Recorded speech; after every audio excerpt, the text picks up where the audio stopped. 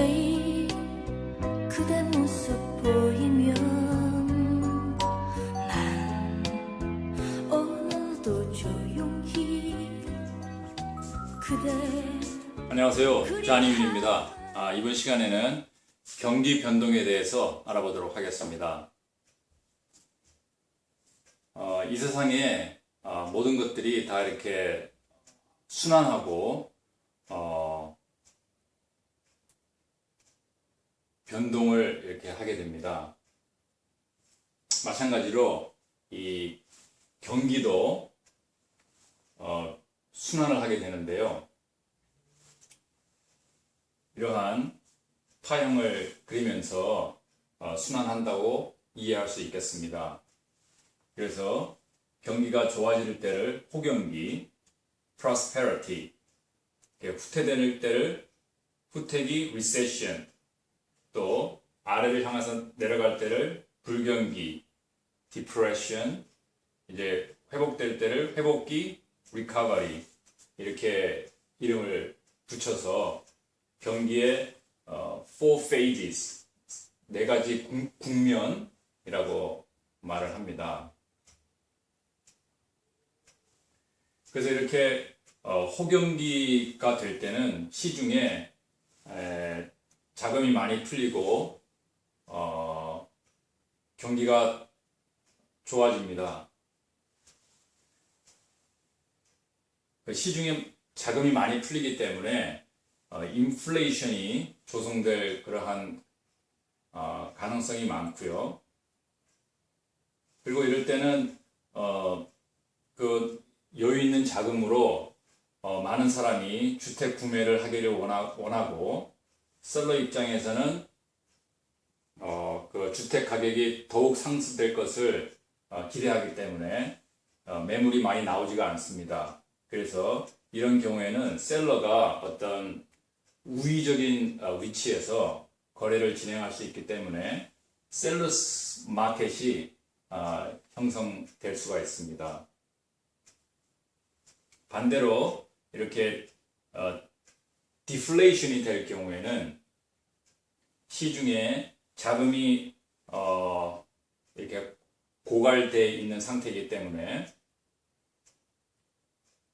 그리고 이자율이 높아진 상태이기 때문에 그 바이어들, 즉 수요는 많이 없고 이 매물로 주택들이 많이 나오기 때문에 이런 기간에는 바이어스 마켓, 바이어가 어떤 주도권을 쥐고 이렇게 거래를 진행시킬 수 있는 바이어스 마켓이 형성될 가능성이 많이 있는 기간입니다. 이렇게 경기가 변동되는, 경기가 순환하는 그런 이유로서는 경제학자들이 여러 연구를 통해서 학설을 많이 발표하는데요. 이러한 경기 변동도, 경기 순환도 어떤 장기적인 경기 변동이 있고, 또 그 장기적인 변동 안에서 이런 단기적인 변동이 있습니다. 그래서 어떤 그런 장기적인 변동의 요인으로서는 인구의 증가라든지 혹은 감소, 그리고 어떤 기술의 발달, 이런 것들이 되겠고요. 이런 단기적인 경기 순환, 대충 2년에서 5년, 3년 정도로 잡으면요, 이런 단기적인 경기의 순환은 그 요인이 이 이자율로 그렇게 많이 지목을 합니다. 즉 시중에 자금이 풍성한지 아니면 고갈되어 있는지, 그런 것들이 경기 순환의 주된 동력이라고 할 수 있겠습니다. 그런데 이러한 경기 순환의 어떤 주된 동력이 되는 그 시중 자금을 컨트롤할 수 있는 기관이 있는데요. 그 Federal Reserve System, 연방 준비 제도의 어떤 핵심 기관이라고 할 수 있는 연방 준비 이사회, Federal Reserve Board에서 여러 가지 어떤 그 조작을 통해서 이 시장의 자금을 통제할 수 있습니다.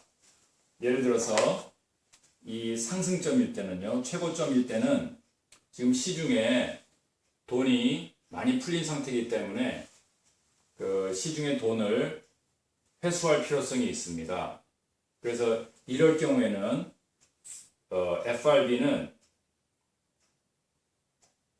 다음과 같은 어떤 정책을 사용하게 됩니다. 즉, 타이트 머니 마켓을 조성하기 위해서 raise discount rate, 이 재할인율을 인상을 합니다. 이 재할인율이라는 것은 어떤 그 시중 은행이 기업에게 대출을 해주고 받은 기업 채권을 그냥 보유하고 있지 않고 또다시 그 자금을 이 중앙은행에 다시 되팔게 됩니다. 그렇게 함으로써 또다시 그 자금으로 다른 기업에게 대출을 해줄 수 있기 때문입니다. 그렇게 기업으로 받은 그 어음을 중앙은행에 다시 매각할 때 적용되는 그 할인되는 그 이자율이 디스카운트 레이트이 되겠는데요.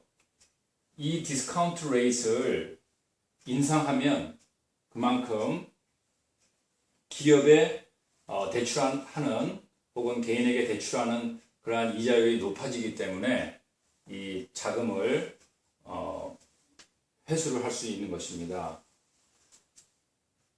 다음으로는 재무부, 이 트레저리죠. 그 재무부 채권을 매각을 합니다. 채권을 매각한다는 것은 매각 대금으로 그 현찰을 걷어들일 수 있다는 의미이기 때문에 이 시중의 자금을 이렇게 회수할 수 있습니다. 이러한 재무부 채권은 공개시장, 주식시장 그런 공개시장에서 거래를 할 수 있기 때문에 공개시장 정책이라고 합니다. 다음에 Reserve Requirement를 올립니다. 이 Reserve Requirement라는 것은 그 은행이 어떤 예금받은 그 금액을 예금자가 찾아갈 것을 대비해서 어떤 일정량을 준비금으로 보유하고 있어야 되는데 그 준비금을 올리게 되면 그만큼 이런 여신 능력, 대출 능력이 떨어지기 때문에 시중 자금을 줄일 수가 있는 것입니다. 그래서 이렇게 재할인율을 높이는 방법, 또 재무부 채권을 매각하는 방법, 지급 준비금을 상승하는 방법, 이러한 방법을 통해서 이 자금을 회수를 하고요. 이렇게 최하위점에서는 이 반대로 그 정책을 씀으로써 시중에 자금을 공급할 수가 있는 것입니다. 따라서 이 최하위점에서는 시중에 자금을 공급하기 위해서 이 디스카운트 레이트를 하락을 시키고요.